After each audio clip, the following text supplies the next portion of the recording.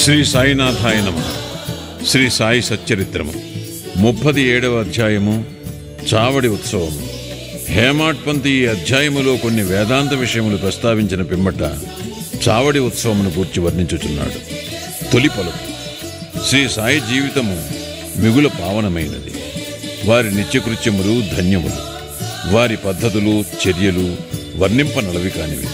కొన్ని సమయములందు వారు బ్రహ్మానందముతో మైమరచడివారు, మరికొన్ని సమయములందు ఆత్మజ్ఞానముతో తృప్తి పొందిడేవారు. ఒక్కొక్కప్పుడు అన్ని పనులను నెరవేర్చుచు ఎట్టి సంబంధము లేనట్లుండేవారు. ఒక్కొక్కప్పుడు ఏమీయూ చేయనట్లు కనిపించినప్పటికీ వారు సోమరిగా కాని నిద్రితులుగా కాని కనిపించేవారు కారు.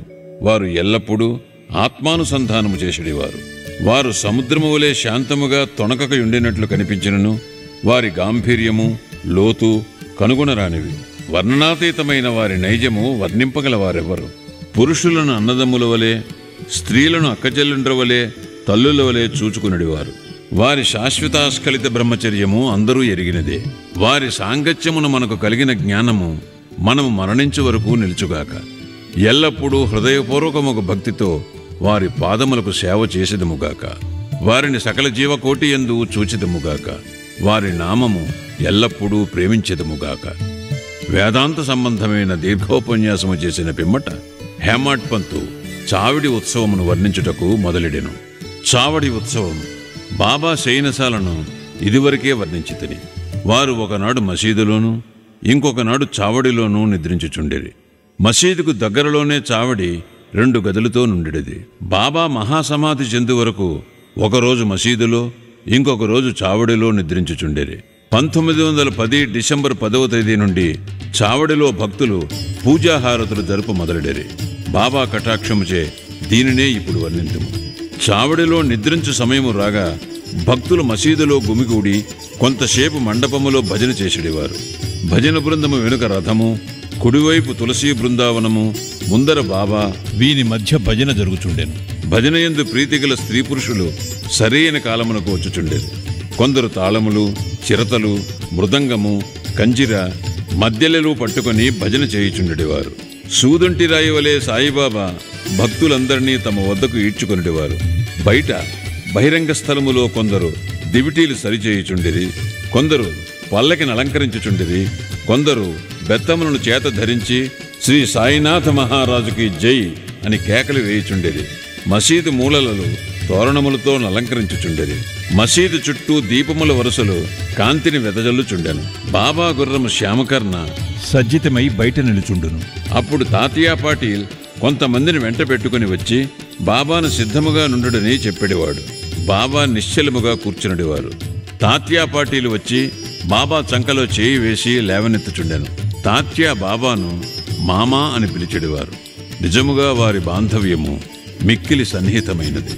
బాబా శరీరముపై మామూలు కఫీని వేసుకొని చంకలో సటగా పెట్టుకొని చిలుమును పొగాకును తీసుకుని పైన ఉత్తరీయము వేసుకుని బయలుదేరుటకు సిద్ధపడుచుండెరి. పిమ్మట తాత్య జలతారు చెల్లాను బాబా వడలిపై వేసిడివాడు. అటు పిమ్మట బాబా తన కుడిపాదము బొటనవేలుతో ధునిలోని కట్టెలను ముందుకు త్రోసి కుడి చేతితో మండుచున్న దీపము నార్పి చావడికి బయలుదేరేడివారు. అన్ని వాయిద్యములు మ్రోగిడివి. మతాబా మందు సామాను అనేక రంగులు ప్రదర్శించుచూ కాలిడివి. పురుషులు స్త్రీలు బాబా నామము పాడుచు మృదంగము వీణల సహాయముతో భజన చేయుచు ఉత్సవములో నడుచుచుండెరి. కొందరు సంతసముతో నాట్యమాడుచుండెరి, కొందరు జెండాలను చేత పట్టుకొనుచుండెరి. బాబా మసీదు మెట్లపైకి రాగా బాల్దారులు శ్రీ సాయినాథ్ మహారాజుకి జై అని కేకలు పెట్టుచుండెరి. బాబాకు ఇరుప్రక్కలా చామరములు మొదలుగునవి పట్టుకుని విసురుచుండెరి. మార్గమంతయు అడుగులకు మడుగులు పరిచెడివారు. వానిపై బాబా భక్తుల కేళూతతో నడిచెడివారు. తాత్యా ఎడమ చేతిని, మహల్షాపతి కుడి చేతిని, బాపు సాహెబ్ జోగ్ శిరస్సుపై ఛత్రమును పట్టుకునేవారు. ఈ ప్రకారముగా బాబా చావడికి పైన మగుచుండెను. బాగుగాను పూర్తిగాను అలంకరించిన ఎర్రగుర్రం శ్యామకర్ణ దారి తీయుచుండెను. దాని వెనుక పాడేవారు, భజన చేయువారు, వాయిద్యమును మ్రోగించువారు భక్తుల సమూహముండెడది. హరినామస్మరణతోనూ బాబా నామస్మరణతోనూ ఆకాశము బ్రద్దలగునట్టులా మారుమ్రోగుచుండెను. ఈ మాదిరిగా శోభాయాత్ర మసీదు మూల చేరుసరికి ఉత్సవములో పాల్గొన్న వారందరూ ఆనందించుచుండెరి. ఈ మూలకు వచ్చేసరికి బాబా చావడి వైపు ముఖము పెట్టి నిలిచి ఒక విచిత్రమైన ప్రకాశముతో వెలిగిడివారు. వారి ముఖము ఉదయ సంధ్యవలే లేదా బాలభానుని వలె ప్రకాశించుచుండెను. అచట బాబా ఉత్తరము వైపు ముఖము పెట్టి కేంద్రీకరించిన మనస్సుతో నిలిచిడివారు. వారు ఎవరినో పిలుచునట్లు కనిపించడిది. సమస్త వాయిద్యములు మ్రోగుచున్నప్పుడు బాబా తన కుడి చేతిని క్రిందకు మీదకు ఆడించెడివారు. అట్టి సమయమున కాకాసాహెబ్ దీక్షిత్ ముందుకు వచ్చి ఒక వెండి పళ్ళెములో పువ్వులు గులాల్ పొడిని తీసుకుని బాబాపై పెక్కుసార్లు చల్లుచుండెను. అట్టి సమయమందు సంగీత వాయిద్యములు వాని శక్తి కొలది ధ్వనించుచుండెను. బాబా ముఖము స్థిరమైన ద్విగుణీకృత ప్రకాశముతోడను సౌందర్యముతోడను వెలుగుచుండెను. అందరూ ఈ ప్రకాశమును మనసారా గ్రోలుచుండెరి. ఆ దృశ్యమును ఆ శోభను వర్ణించుటకు మాటలు చాలవు. ఒక్కొక్కప్పుడు ఆనందమును భరించలేక మహల్సాపతి దేవత ఆవేశించిన వాని వలె నృత్యము చేయువాడు. కాని బాబా యొక్క ధ్యానము ఏమాత్రమూ చెదరకయుండెడిది. చేతిలో లాంతరు పట్టుకుని తాత్యాపాటీలు బాబాకు ఎడమ ప్రక్క నడుచుచుండెను. భక్త మహల్సాపతి కుడివైపు నడుచుచు బాబా శల్లా ఎంచును పట్టుకునేవాడు. ఈ ఉత్సవము ఎంతో రమణీయముగా ఉండేది. వారి భక్తి చెప్పనలవే కానిది. ఈ పల్లకి ఉత్సవమును చూచుటకు పురుషులు, స్త్రీలు, ధనికులు, పేదవారు గుమికూడుచుండెరి. బాబా నెమ్మదిగా నడుచుచుండెను. భక్తి ప్రేమలతో భక్తమండలి బాబాకి ఇరుప్రక్కలా నడుచుచుండెడివారు. వాతావరణమంతయు ఆనందపూర్ణమై ఉండగా శోభాయాత్ర చావిడి చేరుచుండెను. ఆ దృశ్యము ఆ కాలము గడిచిపోయినది.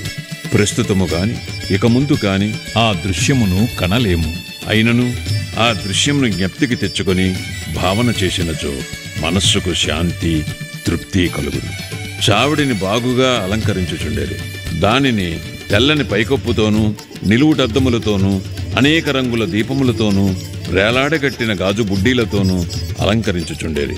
చావడి చేరగనే తాత్యా ముందు ప్రవేశించి ఒక ఆసనము వేసి బాలీసు నుంచి బాబాను కూర్చుండబెట్టి మంచి అంగరఖా తొడిగిన పిమ్మట భక్తులు బాబాను 1000 విధములు పూజించుచుండేది. బాబా తలపై తురాయి కిరీటమును పెట్టి పువ్వులమాలలు వేసి మెడలో నగలు వేయుచుండేది. ముఖమునకు కస్తూరి నామమును మధ్యను బొట్టును పెట్టి మనస్ఫూర్తిగా బాబా వైపు హృదయానందకరముగా చూచెడివారు. తలపై కిరీటము అప్పుడప్పుడు తీయిచుండెడివారు. లేనిచో బాబా దానిని విసర్వైచునని వారి భయము. బాబా భక్తుల అంతరంగమును గ్రహించి వారి కోరికలకు లొంగి ఉండేవారు. వారు చేయడానికి అభ్యంతరము పెట్టువారు కారు. ఈ అలంకారముతో బాబా మిక్కిలి సుందరముగా కనిపించుచుండే. నానాసాహెబ్ నిమోనుకర్ గిర్రును తిరుగు కుచ్చుల ఛత్రమును పట్టుకునిచుండెను. బాపు సాహెబ్ జోగ్ ఒక వెండి పళ్ళెములో బాబా పాదములు కడిగి అర్ఘ్యపాద్యములు అర్పించి చేతులకు గంధము పూసి తాంబూలమునిచ్చుచుండెను. బాబా గద్దెపై కూర్చుని ఉండగా తాత్యా మొదలగు భక్తులు వారి పాదములకు నమస్కరించుచుండేది. బాలీసుపై ఆనుకొని బాబా కూర్చుని ఉండగా భక్తులు ఇరువైపులా చామరములతోనూ విసనకర్రలతోనూ విసురుచుండేది. అప్పుడు శ్యామ చిలుమును తయారు చేసి తాత్యాకు ఇవ్వగా అతడొక పీల్పు పీల్చి బాబాకిచ్చుచుండెను. బాబా పీల్చిన పిమ్మట భక్త మహల్సాకు ఇచ్చుడువారు. తదుపరి ఇతరులకు లభించుచుండెను. జడమగు చిలుము ధన్యమైనది. మొట్టమొదట అది అనేక తప పరీక్షలకు ఆగవలసి వచ్చాను. కుమ్మరులు దానిని ద్రొక్కుట, ఎండలో ఆరబెట్టుట, నిప్పులో కాల్చుట వంటివి సహించి తుదకు అది బాబా ముద్దుకు హస్తస్పర్శకు నోచుకున్నది. ఆ ఉత్సవము పూర్తి అయిన పిమ్మట భక్తులు పూలదండలను బాబా మెడలో వేసిడేవారు. వాసన చూచుటకు పువ్వుల గుత్తులను చేతికిచ్చేవారు. బాబా నిర్వ్యామోహము, అభిమానరాహిత్యములకు అవతారము అగుట చేత ఆ అలంకరణములను గాని మర్యాదలను గాని లెక్కపెట్టువారు కారు. భక్తులందు అనురాగముచే వారి సంతుష్టి కొరకు వారి ఇష్టానుసారము చేయుటకు ఒప్పుకొనుచుండేది. ఆఖరుకు బాపు సాహెబ్ జోగ్ సర్వలాంఛనములతో హారతినిచ్చువాడు. హారతి సమయమున భాజా భజంత్రి మేళతాళములు స్వేచ్ఛగా వాయించువారు. హారతి ముగిసిన పిమ్మట భక్తుల ఆశీర్వాదమును పొంది బాబాకు నమస్కరించి ఒకరి తర్వాతనొకరు తమ తమ ఎండ్లకు పోవుచుండేది. చిలుము, అత్తరు, పన్నీరు సమర్పించిన పిమ్మట తాత్యా తన ఇంటికి పోవుటకు లేవగా బాబా ప్రేమతో అతనితో ఇట్లనెను: నన్ను కాపాడుము, నీకిష్టమున్నచో వెళ్ళుము. కాని రాత్రి ఒకసారి వచ్చి నా గూర్చి కనుగొనుచుండుము. అట్లనే చేయుదననుచు తాత్యా చావిడి విడిచి గృహమునకు పోవుచుండెను. బాబా తన పరుపును తానే అమర్చుకునివారు. 50-60 దుప్పట్లను ఒకదానిపై ఇంకొకటి వేసి దానిపై నిద్రించువారు. మనము కూడా ఇప్పుడు విశ్రమించదము. ఈ అధ్యాయమును ముగించకముందు భక్తులకొక మనవి. ప్రతిరోజు రాత్రి నిద్రించుటకు ముందు సాయిబాబాను వారి చావడి ఉత్సవమును జ్ఞప్తికి తెచ్చుకొనవలెను. శ్రీ సాయినాథాయ నమః. 37వ అధ్యాయము సంపూర్ణము. సద్గురు శ్రీ సాయినాథార్పణమస్తు. శుభం భవతు. 5వ రోజు పారాయణము సమాప్తము.